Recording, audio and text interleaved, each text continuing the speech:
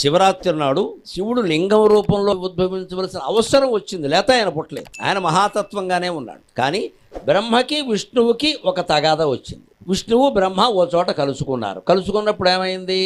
విష్ణువుకి బ్రహ్మదేవుడు తప్పితే ఎవరూ కనపడలా. బ్రహ్మదేవుడు ముందు వచ్చాడు, ఆయన తప్పితే ఎవరూ కనపడలా. ఏమనుకున్నాడు? బ్రహ్మదేవుడు కూడా అజ్ఞానంలో పడి నేను ఒక్కడనే ఉన్నాను కాబట్టి సృష్టికి మూలం నేనే అనుకున్నాడు. ఇదో అజ్ఞానం. ఆఫీస్ అయిపోయాక అందరూ వెళ్ళిపోయాక నువ్వు ఒక్కడివి ఉంటే నీదే ఆఫీసా మొత్తం అంతా? ఆయన ఉండి అనుకున్నాడు సృష్టిలో ఎవరూ కనపట్లేదు, అంతా జలం, నేను ఒక్కడే అంటే నేనే మూలం.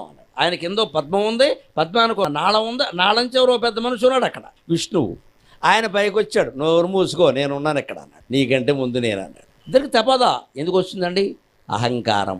దేవుడైనా సరే, విష్ణువైనా సరే, శివుడైనా సరే, బ్రహ్మ అయినా సరే, నేను నాది అన్న భావన ప్రవేశించగానే అజ్ఞానంలో పడినట్టే లెక్క. పడ్డారు ఇద్దరు, గోతులో పడ్డారు.